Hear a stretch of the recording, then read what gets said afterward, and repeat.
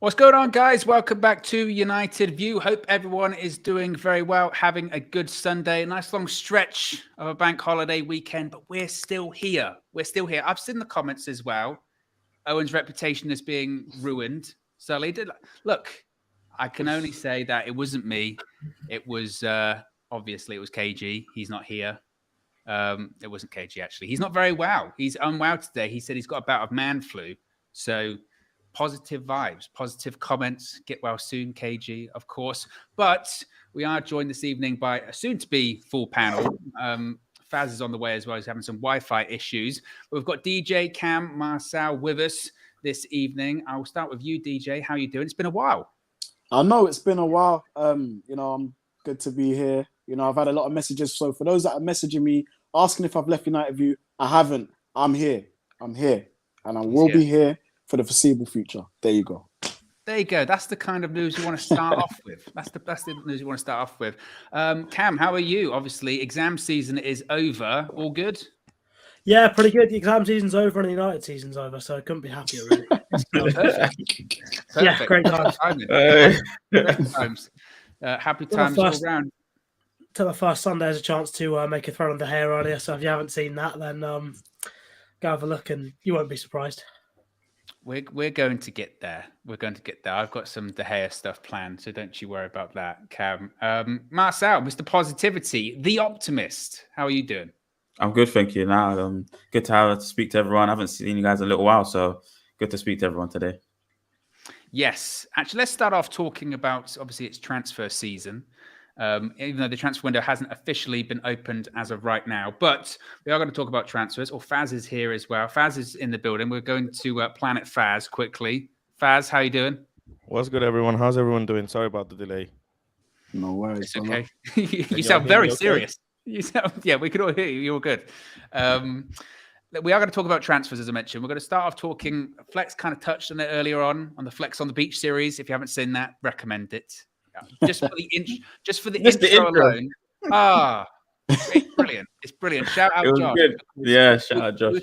We were talking about this the other day, and we were saying, we got to do a different kind of intro. Got to do like steel drums or whatever. And that was said without the possibility of even knowing he could do it. And of course he can do it because he's a genius. He can do anything. So shout out Josh for that. But we are going to talk about transfers. We're going to start talking about Christian Eriksen. As I mentioned, Flex touched on this earlier, but Manchester United have entered the race when it comes to Christian Eriksen. Of course, signed a short-term contract with Brentford when he went there in January. It expires at the end of the season, so he's available on a free transfer. Brentford have offered him a longer-term deal, but there's multiple clubs interested in him, including the likes of Tottenham, apparently Everton, but Manchester United have entered that race as well. DJ, I'll start off with you. Thoughts on the race for Christian Eriksen? Would you have him at United? Definitely. I've always rated him as a player. Highly technical individual, eye for a goal, can assist, used to the Premier League. It's a no-brainer for me, Owen. He has to come. If we're going to be in the market for these type of players to bring them in, I know Ten Hag's going to want a high-operating technical team. He definitely fits that mold. Where he'll play, I don't know. I don't even really care, but get him. If he's for free, you bring him in. You bring someone like Christian Eriksen in. Interesting. That's a very firm start you've got there, DJ. I'll go to you then, Marcel. Christian Eriksen. Again, would you have him at United? Well, we've lost the likes of Lingard, Pogba, a bit of creativity in that midfield area, Matic, and for a free, he looks like, and I was saying before, Mata looks like a Ten Hag player. But you got somebody in Eriksen that can come in, ticks the box in terms of Premier League proven. We still don't know what we're going to get from Donny. Donny's still got to prove himself. Hopefully, he gets a big opportunity to play games next season coming up. But Eriksen looks like a player for a free, done well at Brentford as well. I would definitely want to see him at the club. If you can't get Frankie de Jong as well, Eriksen plus a specialist CDM just looks right in terms of the replacements for what we've lost. So 100% I would want to see him at the club. Interesting. I'll go to you next, Cam. First of all, I guess, is Christian Eriksen what United need? Is it an element of there's less risk because it could be a free transfer? I mean, would you have Eriksen at the club? Yeah, I think he's definitely worth bringing in. We need to add a lot more quality to the squad, and he's obviously a quality player. And with the amount of money we've got to spend for the number of positions we've got to get in, we don't have enough to be spending sort of 50, 60 million per position. So you've got to take free transfers if you can, and he's a fantastic player. The only thing is, obviously, he's a bit of a replacement for Mata in some ways, but do we even need, if it's a replacement for Mata that's supposed to be a like-for-like replacement, we're replacing a profile that started, twice in the past season? Is that, I'm not sure that's sensible. I think if we're paying money for him, I'd say definitely no, because I'm not sure he's going to get enough use. But on a free, it's reasonable. It's not bad. I think obviously we've got to see what happens with Donny and Bruno and everyone else in midfield, what Ten Hag makes of them. But I think he has quality, and on a free, you may as well. Yeah, I agree with you with that one, which again is going to be very, very hypocritical of me because I was staunchly against N'Golo Kante because I was saying, oh, he's too old, 31 years of age. We need to be looking at a younger profile of player. We need to be signing the next Kante. And I still do think we should be signing a younger profile of player, but I do think it's a kind of different situation when it comes to Eriksen because, as we've said, it's a free transfer. The risk is relatively low there in comparison to N'Golo Kante, which you would still have to spend, 25, 30 million. I know he's the final year of his contract, big wages as well. Eriksen as well, aside from the obvious, obviously, what happened to him at the Euros last year and his comeback from that, I can't recall a period of time in his career where it's like, oh, he's massively injury prone as well. Like when he's there, he's generally available most of the time. But Faz, I guess the next question would be is we can talk about Christian Eriksen as an option for Manchester United, but given the people that are involved in the chase for him, specifically Tottenham, you've got former club in obviously Spurs, you've got a former coach in Antonio Conte, signed him when he was the coach at Inter Milan. You've also got Champions League football, which I think is going to be part of his sort of comeback process of, being essentially, what happened to him at the Euros and then playing in the Champions League for his former club under his former coach. Is it even likely that he's going to come to United? Is it a case of actually Tottenham are the favourites to get him? I don't think he's going to come to United, in all honesty. And I think if he does, we're going to have to, again, do the same thing that we do, is pay extortionate amount. He's already on, 260 a week and Brentford, if I'm not mistaken. Really? How much is he on? Christian Eriksen's on 260 a week at Brentford. There's no way Brentford can afford that. How much? I read it somewhere, but it might be wrong. That's what I'm asking. How much is he on? Do you know how much is he on? I can do a Google search now. Let's have a look. Well, the report that I read must have been wrong. But there's no way Brentford have got that kind of cash straight from the Championship as well. Thinking of if Brentford can pay that amount of money, then FFP is truly in the mud. How much are United going to be looking to pay him? That's another question. You know how old the players are when they come to United anyways. The amount of cash that will be spilling out, and especially because he's on a free as well.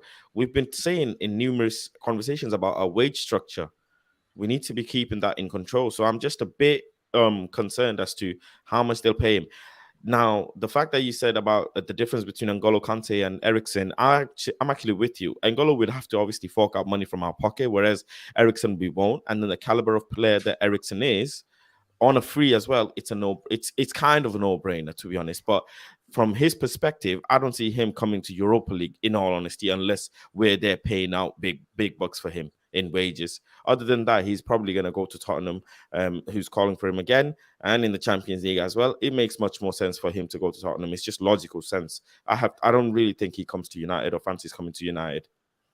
Where does he fit in as well, though? That's the one question I've got. I think in terms of their team, they seem to play with that front three rather than having a number 10, really. So that's my only thing with that, is that does he fit in from a footballing sense? Obviously, he knows the place. He knows Conte, so that's good. But I'm just not sure if he actually fits in the team, especially if they keep Son.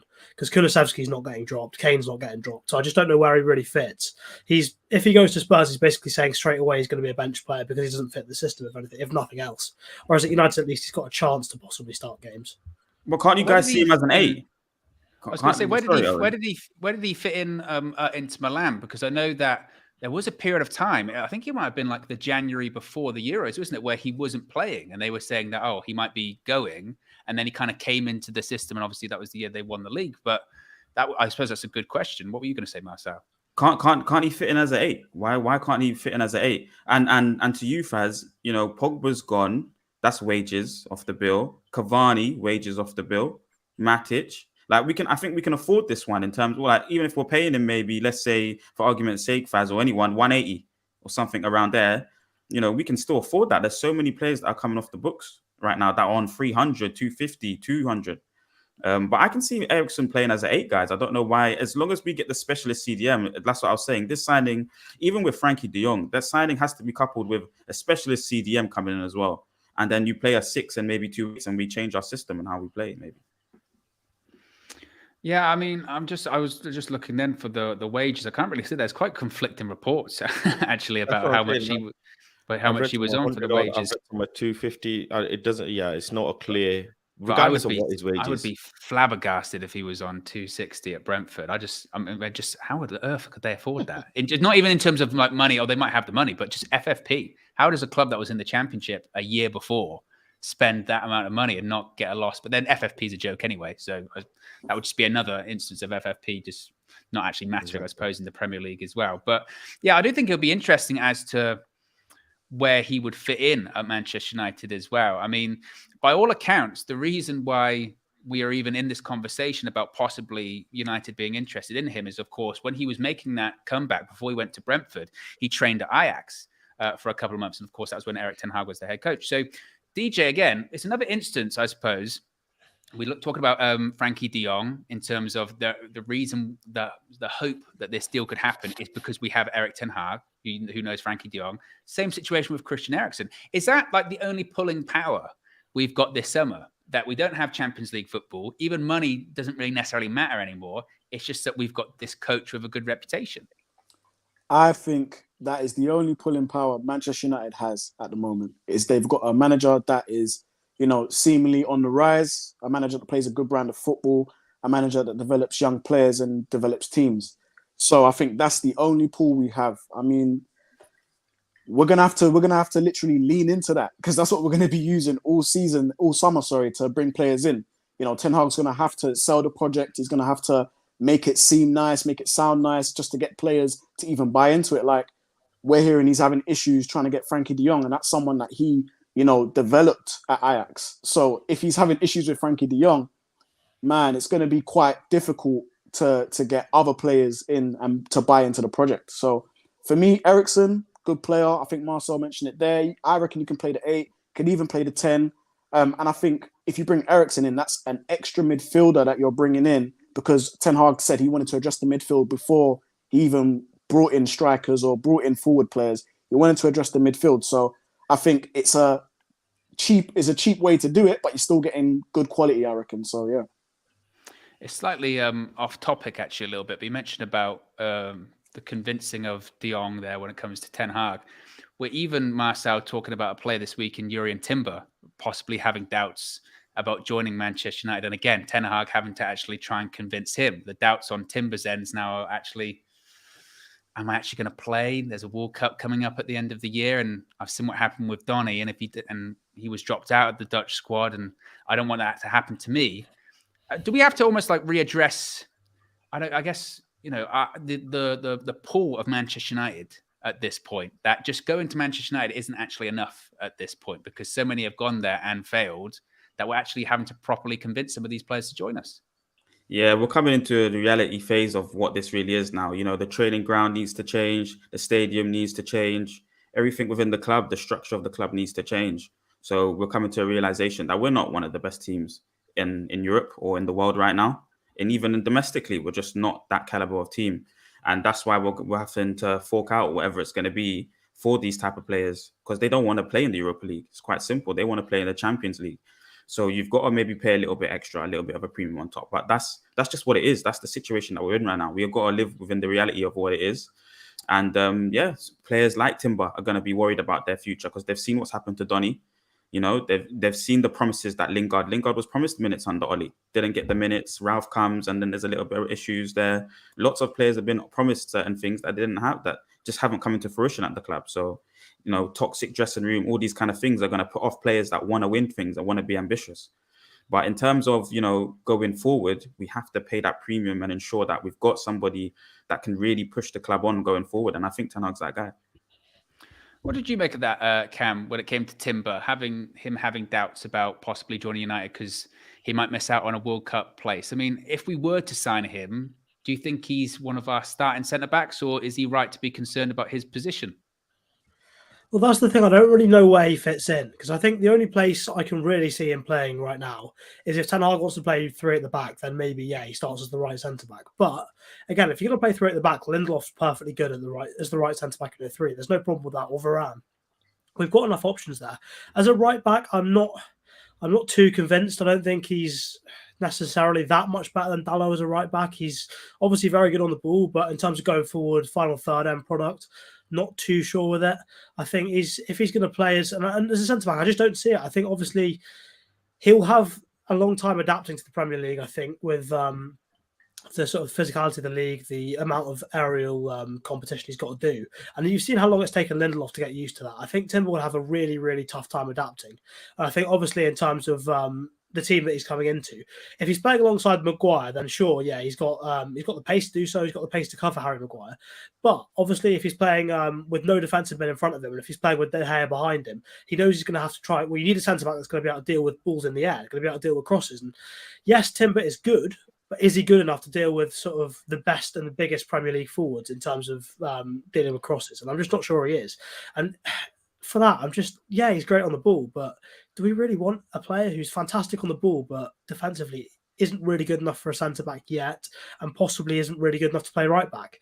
I think if we're going to sign players this summer, they've got to be guaranteed starters. So I'm not really sure why we're interested in Timber, to be honest. I think he's a great player for the future, but if you're going to drop 40, 50 million pounds on someone this summer, they've got to be guaranteed to start.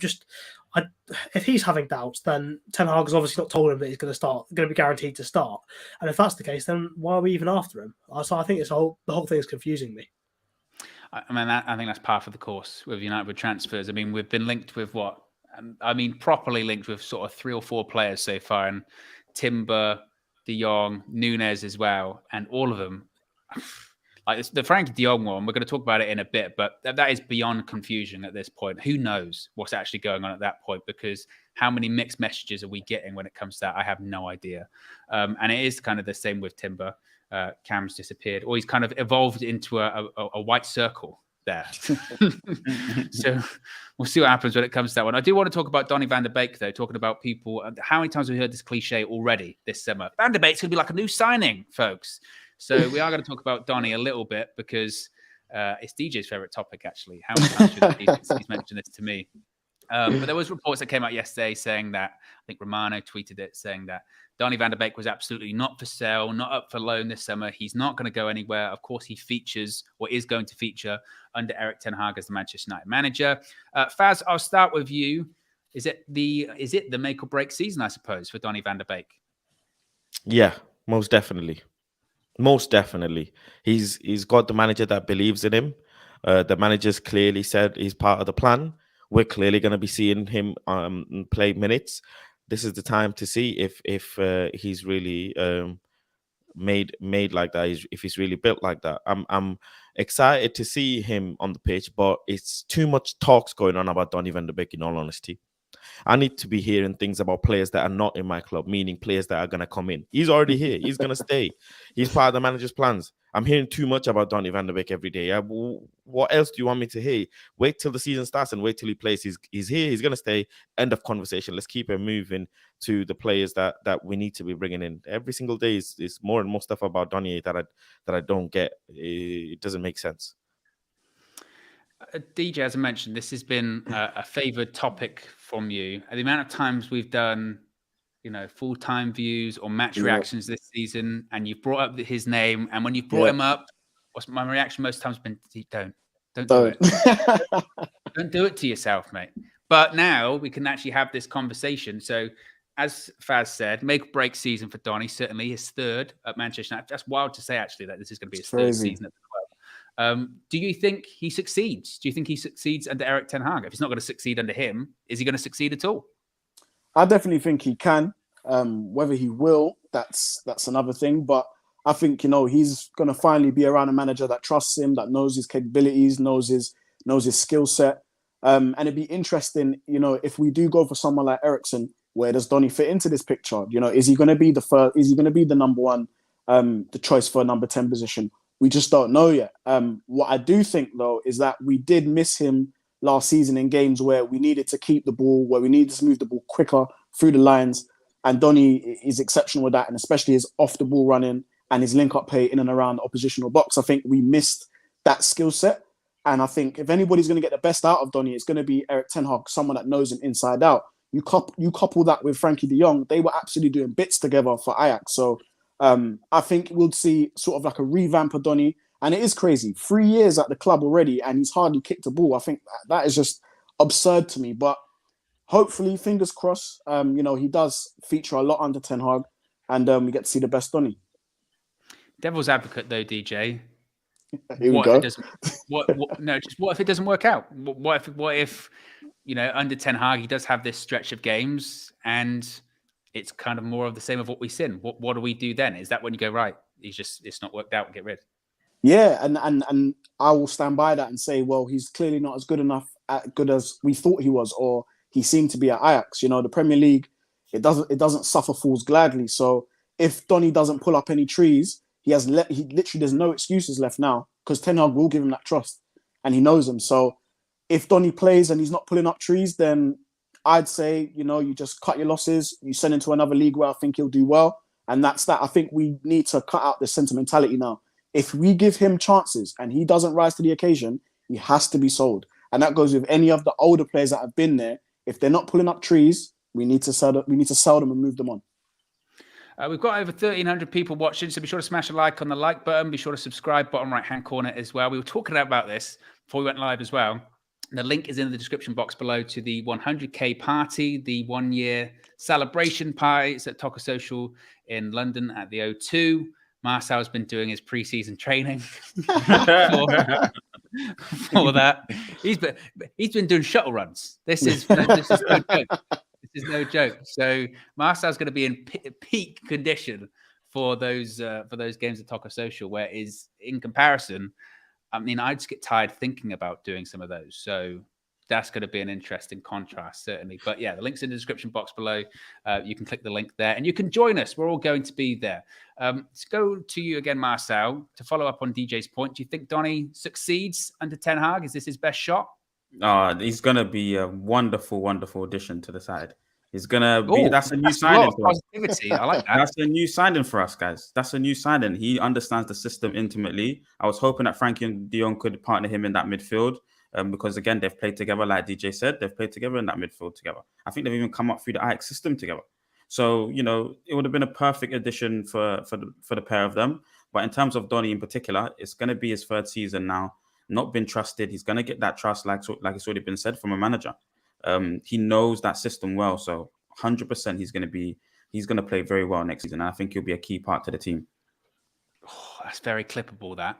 Marcel. I wouldn't say 100%. I wouldn't just, that's what, if you support Man United, you know not to say 100%. Nah, Faz, I support Man United and I'm 100% confident in what Donny can bring. Clip this. Receipts. I'm keeping receipts now from now on. Receipts have to get kept. Very, very, very confident on what he can bring to this side, guys. Especially now we've got a manager that actually wants to play football, happy to share the ball, wants the players to share the ball, wants players to connect the team together. 100% confident on what Donny's about to bring next season. So a new signing for us, 100%. We just need that specialist CDM like we're talking about. But I think even Ten Hag's spoken about Donny being able to play in all of the positions in the midfield area. And he's been able to trust him and that he's a multi-directional footballer. So just looking forward to someone being able to utilize the technical style of footballers correctly. That's been a huge problem for us over the last 2 seasons. Technical players are not being able to express themselves because they've been held back in certain ways or put in systems that don't benefit them. Super Chat here says, Ten Hag said Donny's lack of game time at United is a mortal sin. We're going to see a different team game next season, not individual brilliance. So we're building on that Marcel optimism there. Cam, how do we get the best out of Donny? What kind of formation unlocks him under Erik ten Hag? I think he's probably best as a 10 in a 4-3-3 then with two 6s or 2 8s behind him, or however you want to describe it. But I think the important bit about Van der Beek is you need players around him that actually are on the same wavelength that can link up with him. Because what he does so well is his movement's brilliant. He finds pockets so well. He's able to sort of anticipate defenders' movement. So he can see where they're going to go. So sometimes he'll even just stand still knowing that the defender's going to move and a bit of space opens up around him. And what he then does is he gets himself in a pocket, he draws other players in around him. So draws defenders in and he creates space for other people around him. Now, obviously, if he's doing that and he's playing with Scott McTominay, he's drawing in loads of players, gives the ball to Scott McTominay, what's going to happen? That ball's going straight back to the defence, or it's going out for a throw-in. He can do that 100 times a game, get in brilliant pockets, pass it back to Scott McTominay, nothing's happening. He passes it back to Fred, heavy touch, lose the ball. He's got to run back 30 yards. This is the problem. You put the right players around him and you might start to see things. But if the players around him aren't anticipating what he's doing, aren't able to sort of actually exploit the spaces he makes, then you've got a problem. But if you get someone like Frankie de Jong around him, then all of a sudden you're going to start seeing link up.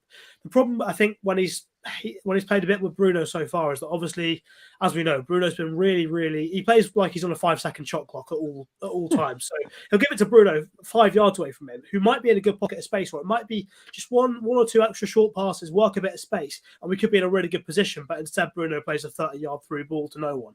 So it's just that little thing of getting Bruno to be a bit more disciplined, getting other players to trust each other and trust themselves on the ball a bit more, but also making sure that the players behind him and around him are actually capable of doing that. I think if he's going to play as a 10 in front of McTominay and Fred, good luck. Nothing's changing.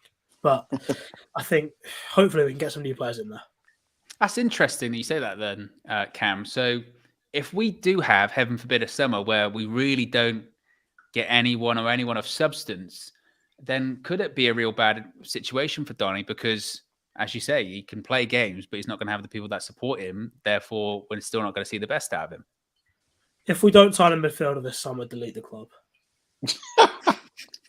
There is no point. How do you really feel, though? How do you really feel? Tell me how you really feel about the situation. I don't want to watch this team next season if we don't sign a midfielder. I'm not watching Fred again.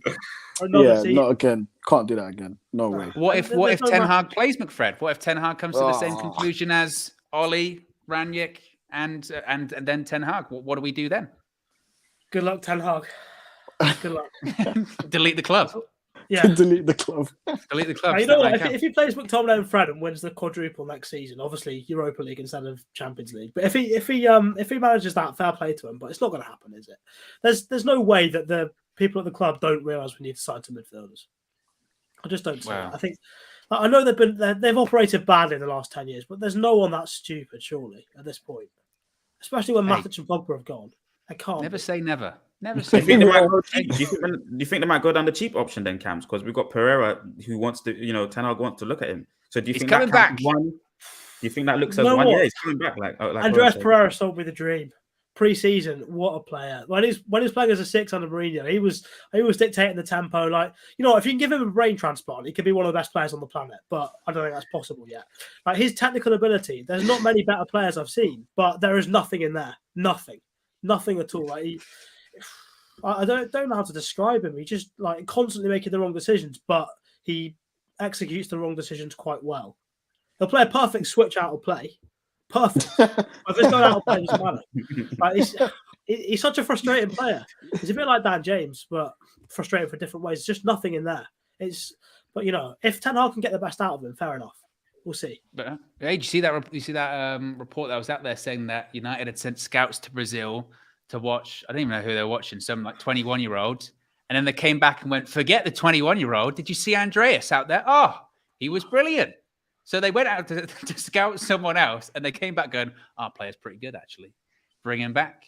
The guy's got more lives than a cat. Okay, he does. Cats have 9 lives. Andreas has about 50. And I'm with you that if we get to the end of the transfer window and they try and justify, why didn't you sign Frankie de Jong? Why didn't you sign Ruben Neves? Because we've got Andreas Pereira. God. That's a bitter pill to swallow. We're not. Let's not rule it out. We are not making it out the hood. We're done. We're not making it out. We're not. If this is what the scouts are doing, when you give them passports, because these scouts ain't had passports for a long time, But you give them passports, they go abroad, and now they start doing things that they're not asked to do. We're not making out the hood. Do you think they actually went to watch that game, or were they just partying in Brazil? Yeah, we're done. Yeah. Hey, you never know. There's got to be something better than Pereira. There is definitely. I know there's something better. I'm not even a scout, and I know there's better than Pereira out there. I already know there is. We just need to go find them. We can't. I can't see him at United again. We've said it a couple of times the last few weeks. If it's what Ten Hag wants, I know, but this is 100%. pushing. This is pushing it though. I knew Marcel would agree with that one. This is pushing it though. I tell you. Yeah, I mean, let's get past that. So that makes me nervous actually talking about Andreas Pereira possibly like starting games next season. Frankie De Jong. Let's talk about the latest when it comes to Frankie De Jong. And honestly, the latest is I don't know. The latest is more of the same because just in the week alone, we've had United want the player. Barca don't want to sell him, but they're probably going to have to because they need to make something ridiculous like 500 million euros by the end of June, which is like less of like sort of, that's more like a ransom, doesn't it? That sounds terrible. But still, they've got to make that amount of money. The price quoted is about 70 to 85 million. I mean, probably like 70 million pounds, 85 million euros, something like that. The clubs are in talks officially. De Jong loves Barca, but he doesn't want to leave. If he does want to leave, it's got to be for Champions League football, which we don't have. Barca have also come out and said, well, we haven't actually budgeted for any departures, so we're not sure what we're talking about. De Jong's doing interviews saying, well, the club haven't told me anything, so I don't know what's going on. So I don't know. I really don't know. It could be grandstanding from Barca when they're saying, oh, we haven't budgeted for people leaving. If they haven't budgeted for anyone leaving, then the club's just no longer going to exist because they really need money. The other latest was that United have reportedly set a deadline for sort of the middle of June to get this deal done, but they want to try again because they believe that the Ten Hag factor plus Barca's financial woes mean that they can get this deal done. Basically, Faz, I'll start with you. Are we getting into another transfer saga once again here? Same as always. This is the same Manchester United that have been for the past few years. Absolute bunch of bollocks. That's what it is. I tell you right now. Do not tell me that transfers can't be done quick because teams left, right, and center are doing transfers quick. We have to convince this player who doesn't want to come to our club. He blatantly doesn't. Please, if you can't read in between the lines here, people, you really do not understand this, what's going on. Frankie's going publicly saying, well, teams call me all the time. I'm answering calls anyways. I'm going to be answering calls out of respect. Barca just want to hold him up for ransom. That's all it is. They need money. They need cash ASAP. They're probably negotiating, give us 50 up front and then the rest in a few years. That's probably what's holding it back. And probably United saying, well, we want to give you 30 up front and then XYZ in a few years, whatever it is. And the player himself is saying, I want Champions League football. How else do you convince him to come to your club? What other than literally offering him crazy wages, which again, I have a big issue with. Selling the dream, the project. Yeah, I don't like big wages. I hate it. I absolutely totally against it. If the player, I said before, right, in numerous videos with you guys, need players that actually want to come and work with the manager, that are ready to graft and build something here. But these players, they want to go to homes that are already built. They don't want to go to broken homes. These players do not want to go to broken homes and fight and dog it out. They don't. Frankie De Jong clearly ain't got it in him. He wants to go to a club that's in the Champions League. So, it benefits him. And we're here trying to convince this player and waste our time. That's what we're doing. 70, 80 million. I hope if we pay, it doesn't go down the drain. Because imagine then, really and truly imagine then, when the player's mentality isn't that he wants to come to the club, imagine then. And Barca's just selling him because they want money. This is getting ridiculous for me, to be honest. It's Manchester United back again on the transfer market. A bunch of fools. That's where we are when it comes to transfers. Absolute fools. Well, are you confident? Well, I'll put it this way then, Faz. Beginning of next season or the close of the transfer window, is Frankie De Jong going to be a Manchester United player? If I had to ask you right now, your snap judgment like that. At this rate, no. What we do, we're dilly-dallying about. If the player's not convinced yet, what's going to convince him in a few weeks? You tell me, and I know what it is. It's going to be wages. It has to be. It has to be big wages. Maybe it's Barca haven't, like he said in that interview, maybe he's waiting for that official word from Barca of, we don't want you. Maybe Barca is still trying to figure out a way of, we want to keep you. We're trying to figure out can we figure it out kind of situation. No, Barca, he already knows he's not wanted there. This is read in between the lines, please. The club has already made Frankie aware.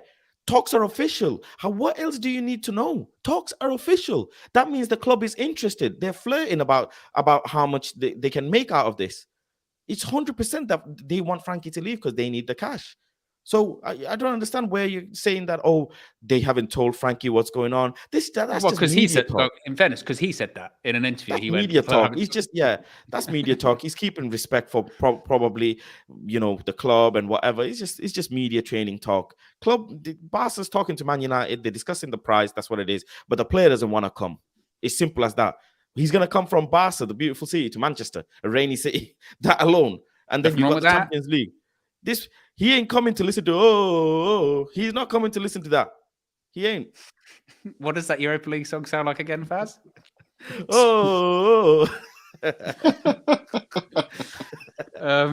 Jermaine says, Barca have no money and have 2 players signed and ready and busy to get Alonso. How are we this slow? Well, also as well, Flex did a really good interview on the channel the other day saying that it's not just the players that they've already announced they're going to sign. It's also the contracts that they've renegotiated. They still have to clear basically everything when it comes to new signings, new contracts, all that kind of stuff. They still need to clear that. And they still are trying to get Lewandowski. Apparently, they've got a 3-year deal on the table. How? I don't know. I really don't know. That is some major sort of Glazonomics going on there. But I saw you tweet about this the other day, DJ, talking about getting into another transfer saga. Is this one, do you think, going to rumble on then for the entirety of the summer? Yeah, and it's just something that us United fans have just come accustomed to. It's just annoying. It's like I feel the drag of it. I feel the stress of it because we never get anything done. We're never efficient when it comes to negotiating players. And that could be 2 things. That could be because we're Manchester United, or it could be because the personnel that we have conducting these deals are just shit. I tend to think it's a bit of both, but I lean a bit more heavier on the people that are conducting the deals are just shit. I think with Frankie de Jong, I'd like to believe that there is enough. He has said enough to Ten Hag in private to suggest that a deal can be done. Because Ten Hag doesn't seem like the man to me to carry on trying to pursue a player who clearly doesn't want, has 0 interest in the project. And I'm pretty sure if Frankie said, look, all due respect, Gaffer, I'm not really feeling the project. I know Barca are going to sell me, but I definitely won't be coming to Manchester United. I think that Ten Hag would pack his bags up and say, all right, farewell. I'm going to go and find someone else. I'd like to think that. But we don't know for certain. And as Faz says, you can read between the lines and pick what you want from a lot of these stories. The story coming out for me has been remixed time and time again. But there is one constant. There is one constant in it. He says he wants Champions League football. If he never said that, then I would think, we can get him. But I think that is a sticking point for him. So whether, I saw a report saying Ten Hag said to him, oh, don't worry, it's only going to be 1 season. Ten Hag was quite confident. It's going to be 1 season in Europa. Then you'll be in the Champions League. Not sure about that, Mr. Ten Hag, but we'll see. I just don't like us always being dragged through the mud in these transfer windows. I heard another rumor to say that maybe Milinkovic-Savic is the backup just in case, and a few other players. So we'll see. But I think middle of June, I think that's a realistic kind of benchmark, whether it's done or not. I just want it done one way or the other. Follow up though, DJ, with that deadline. Let's say middle of June. About 10 days away? Do you see this deal getting done in 10 days? I mean, it depends. It depends how quick Barca want to kind of, get there, because they got to get their financial situation in order. So they're on a deadline too. Right, exactly. So they're on a timer as well. So maybe that accelerates a deal. But again, it's just that sticking point for me that I don't like is that Frankie de Jong has said he's happy at Barca and he wants Champions League football. We cannot offer him Champions League football. So what is the next thing we got to offer? Clearly, the manager thing isn't a thing for him. Ten Hag's not really having that effect on him. So it's going to be wages. And I agree with Faz. I'd rather us miss out on a player than ruin our wage structure again for the next 5 to 10 years. I'd rather we just go get a player. You could bring an Eriksen to do that maybe. Who knows? Cheaper alternative. So I don't know. I hope it gets done middle of June. If not, we need to move on. We absolutely have to. Something, Owen, something is fundamentally not right with this transfer. The player has had previous relationship with Ten Hag. He's played with Van der Beek before. Ten Hag clearly believes in him. Manchester United fans clearly want him. I would love him in the club, but yet he has emphasized he wants Champions League football. If that is not the biggest ding like bell in your head alone, that a player doesn't, and I said this as well, a player who goes publicly and says that, imagine what effect that has on other players, likes of Timber as well, saying he might miss out on a World Cup spot. We ain't that team when it comes to these negotiations. I don't know what's going on with our transfer situation or the negotiations, but it's not that the player doesn't believe in the manager even. He just wants a level of football for his own career. And we should be able to say, okay, you know what? Fair enough. If you don't want to entertain us, if you don't want to flirt a contract negotiation with us, cool, we'll move on to the next. We need to be snappy. So, Faz, I've got a question for you. Then. Yeah, so, do you think that we should try and go for a player sort of below that caliber of De Jong? So we get a player below that caliber who can make us maybe win a few cups here or there, get us to a nice, modest place in the league, and then you can build off that success to go get the better players. Oops. 100%. Electric's gone. That's a sign from God. That's a sign from God. Even God agrees with me. Yeah. The light went off. Yes. We need to get back in the looks top like four. it's like an anonymous thing, one of those things in Crime Watch. And it's like an anonymous, no face, no case. Recreation. Like, do you think we're going to get Frankie de Jong? I'd love for us. That's what I would love for it to happen. I'd love for us to get back into the top four, do well in a few domestic cup runs, do well a bit in Europa, and then automatically players will start finding Manchester United attractive again. So that would be the great thing to do. We're convincing these players to come here, as Owen said before, selling dreams and the wages, and we might end up shooting ourselves in the feet again. So we have to be very careful. It'd be better to go for one below, get back into the top four, do a bit of good in Europe, and then the players will automatically start wanting to come to United. The likes of your future Chouamenis and De Jongs, they'll want to come to United eventually. Yeah. Marcel, give me a bit of optimism. Why is Frankie de Jong going to be a Manchester United player next season? You're on mute. Hello? You're back. Is it me you're looking the for? manager wants him, guys. What's going on? The manager wants him. Hello? Does anyone not realize that? The reason why this is dragging on so long is because our manager, that, by the way, we've all said we're going to support, wants this player. This is the pivotal signing part of the evolution of the club. So that's why it's dragging on. And I don't mind this signing dragging on. I don't mind this signing being the biggest set of money that we put on a said player, because he's going to fit exactly what the manager wants in that position that we're struggling with. I don't get it. I don't understand why everyone's so worried about this. Give it time. Let's see what happens. And the transfer window, as far as I'm concerned, hasn't opened yet. It's not halfway through the transfer window. It's not towards the end either. This is a big signing, so it's got to take a lot of convincing to be done. Ten Hag's been on the blower so many times this week, or however long it's been. Do you get it? At the end of the day, let's be patient with it and let's see what happens. If we get this type of footballer into the club, it changes our complete style of play. That should be something for us to look forward to. It's very hard to go into the market and get a player similar to this guy. I can't see anyone immediately that comes to mind that can play how he plays. Ruben Neves, but he doesn't drive with the ball as well. So let's just take time with it. Of course, there's other replacements, and yes, and it looks like it's been dragging on because at the end of the day, Ten Hag's decided to come however many weeks earlier and get the business done. So so he's being proactive, and this one here, he has to get over the line. That's all it is right now. We're deliberating and we're trying to negotiate. And at the end of the day, we have to remember who we are. Like I said earlier, we're not in the Champions League. We're not ambitious in winning trophies. So it's going to take some convincing to get the world-class players that don't see they're not going to see Champions League next season.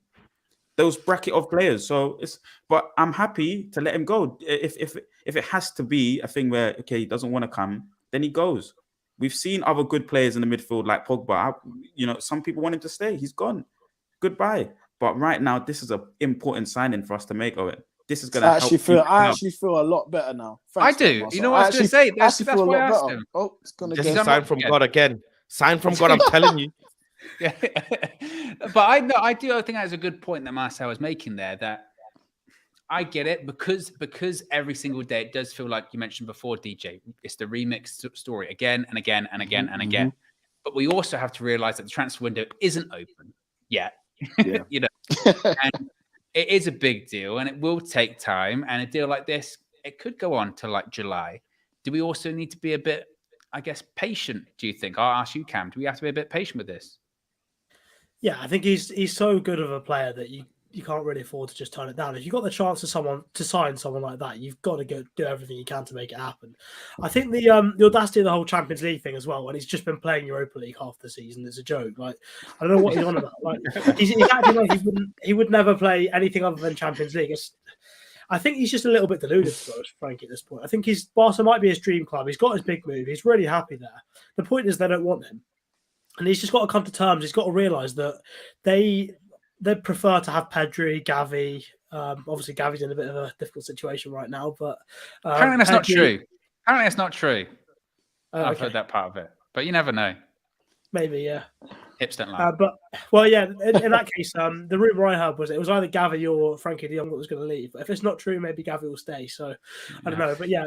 Anyway, they've got Busquets, De Jong. Gavi, Pedri, whatever it is. De Jong's going to have to realise that he needs to leave. And when he eventually accepts that he's got to leave, then I don't think he's got too many other choices. And I think, obviously, a place where he knows the manager, he knows the system, and he knows he's good enough to succeed in that team, and he can be a big part of the team for the next few years. I think that's the best place for him to really go. So, unless I just can't see him going anywhere else, really. And if Barcelona are insistent on selling him, then I think there's not really much chance that he doesn't end up at United quite soon. Super Chat here says if it was Woodward, we'd end up with Luke De Jong. I saw a thing the other day about him of like when he signed for Barca or whatever, and Ronald Koeman was like, "Yeah, get him," and the president was like, "I don't know who he is." He's like, "When you see him, you'll realize." No, no, doesn't work out that way. Staying with you though, Cam. Is it worth then taking this long for that kind of player? Is he really truly what we need, or what Ten Hag would want, say, his number 6 to be? Is it that important? Is he that important of a player that, like, well, actually, look, if it's going to take a lot of time, then we should take it because there's no one else there that can do what he can? Yeah, I've watched a few of his games recently, and I think he's a really rare blend of being so good on the ball, but also he's got the athleticism to get up and down the pitch for the whole 90 minutes. I think if you pair him with a proper defensive mid, which again, we still need to work out who's going to be signed for that position because it's probably the most important one to get. But I think Frankie De Jong is, in a lot of ways, almost what we wanted from Pogba for a lot of the time in terms of he is absolutely brilliant at picking the ball up off the defence, driving up the pitch. He's good at getting in the box. He's good at timing his runs. He's a complete midfield player. He's good at pretty much everything there is to do in midfield. And I think whilst you can see a lot of players like that in other leagues around Europe, having also the athleticism and the ability to do that in the Premier League, there's not many that I think are really that good. So I think De Jong is just crazy. Lil Yo says, I'm with us buying De Jong, but it feels like Pogba. Also, we've got over 1,600 people watching and only 360 likes. Now, Woo! I don't know if Josh can hear me. I don't know if he can hear me. It's a disgrace, Josh. Can't hear me. Not good enough. Fell very flat, that. But yeah, it is a disgrace. So special like on the like button. I thought he was here. He's gone. But be sure to smash a like on the like button. Be sure to subscribe bottom right-hand corner as well. See if we can get those likes up. As I mentioned, we're nearly at 400 now, but they can still go higher. We can always aim higher. I do want to, as Steffi Jenks says, it's a disgrace. I do want to talk about the players of the year, and I'm really glad that Cam's here for this one because it was announced this week that the Samat Busby Player of the Year is Cristiano Ronaldo, and the Players Player of the Year was David De Gea. I will start with you, Cam. Right call for them both? I think, to be honest, those two are the only two that are candidates for either award. So, in that sense, fair enough. But I think with the players giving it to De Gea, I think to me that just smacks of half of the English lot not massively liking Ronaldo with all the reports that we've had coming out recently about that sort of stuff. I think, De Gea has been decent this season, especially the first half of the season, but the rest of the season, he's not been, I think he's been actually below average for even shot stopping. Everything else we know is useless at anyway in terms of coming for crosses, he is the second worst keeper in the Premier League. The only keeper that's worse is Daniel Bachmann, who apparently were interested in signing as a backup for De Gea anyway, but he's not even Watford's first choice keeper. So second worst on that. He's, I think, second worst as well for sweeping in terms of getting outside the box, being aggressive. It's just, I haven't even mentioned distribution because that's a whole different side of it. I think that's actually not as big of a problem as it's sometimes made out, but those parts of his game are so important for a keeper if you want your defense to actually do things. And De Gea doesn't do it. And I'm amazed at how the players in the dressing room, the players that play in that defense, who have played with other goalkeepers who are much better at those sorts of things, still vote for him for that sort of award. And for me, it just sounds like the likes of Maguire, the likes of probably Jesse Lingard, the ones that Ronaldo didn't take too seriously and didn't take too kindly to in the dressing room, didn't want to vote for Ronaldo for that. So they've just voted for De Gea as the only other viable option. That's what it sounds like to me. So there you go, David. Enjoy your awards. Congratulations. Perfectly said, Cams. Perfectly said.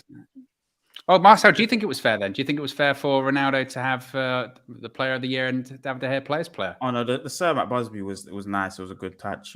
But remember, we're giving this award to a lot of rubbish players anyway. Let's just whatever award we're giving out here, nobody even deserved any awards anyway.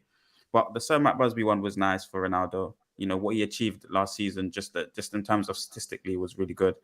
But no one's played consistently at all at any point of the season for a long period of time. You know, for like 3 or 4 months. So, you know, we're giving it to a lot of rubbish guys. Me personally, I would have, De Gea is nowhere near it. So perfectly said by Cams, but I would have given it to maybe someone like Fred, based on his character. You know, he came up in big games, away from home, Tottenham, in the Champions League, Atletico. You know, a important game against Crystal Palace, scored, right foot finish, was the only goal in the game. And he gets criticized a lot, but still manages to come back with character and performances. Doesn't shy away from the big moments or just being put in the game. Does what's asked of him. He's poor technically, yes. Everyone was poor this season, Owen. But one player that looked like they had the character or deserved some sort of plaudits for what they've produced throughout the season, for me, would have been Fred. Way above De Gea anyway. But doesn't that speak volumes that we conceded the most goals we ever had in the Premier League season, and our goalkeeper still got Players Player? We're just giving it out for free, though. We're just giving this out. We've been giving out players. Our Players Player or our Player of the Year award has been De Gea for how many? It's nonsense. What? So then the outfield player is not good enough.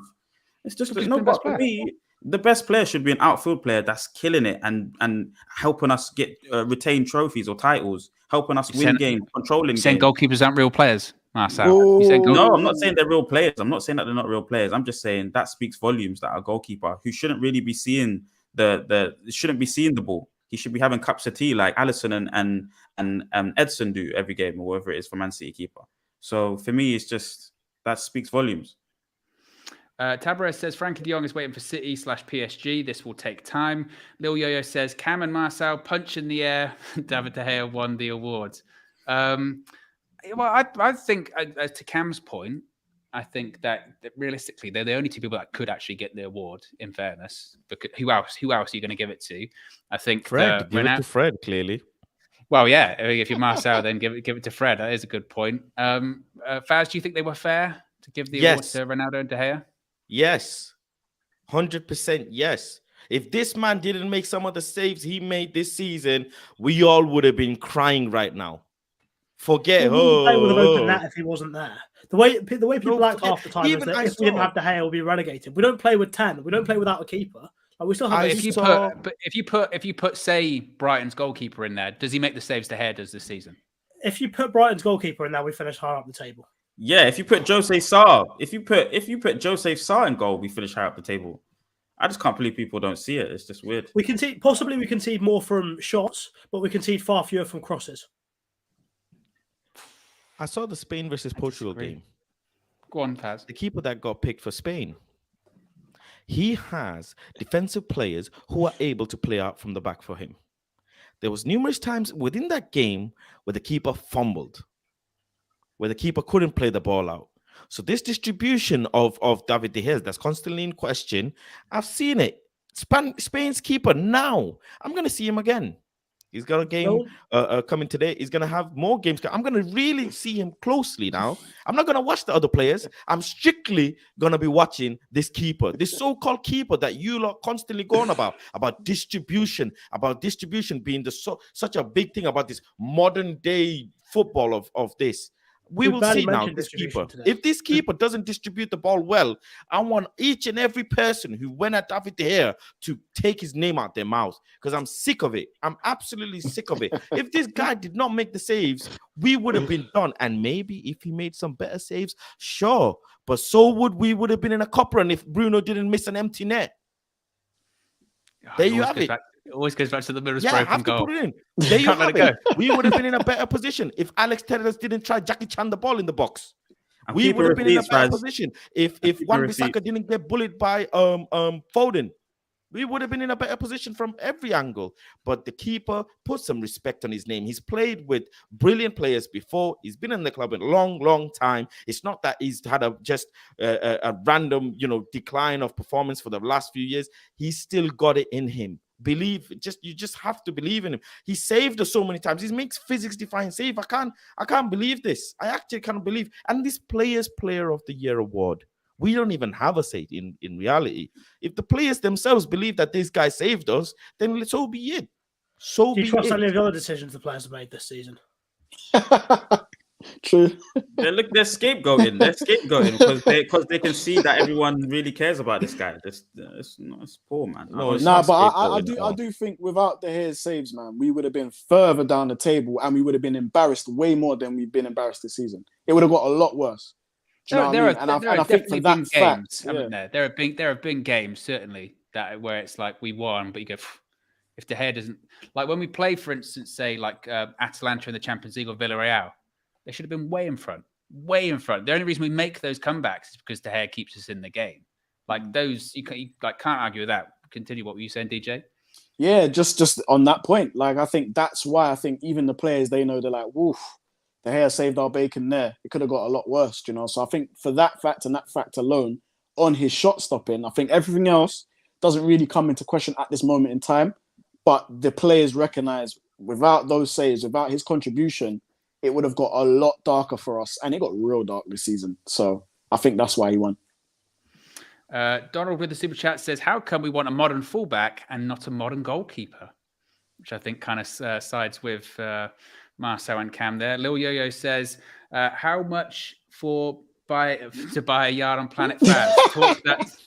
Talk that talk. How much are you charging, Faz, for a yard? Is it like buying like a bit of, square inch on the moon or something like that? No, just support my thing. That's all. Big love to everyone. Planet Faz ain't up for sale.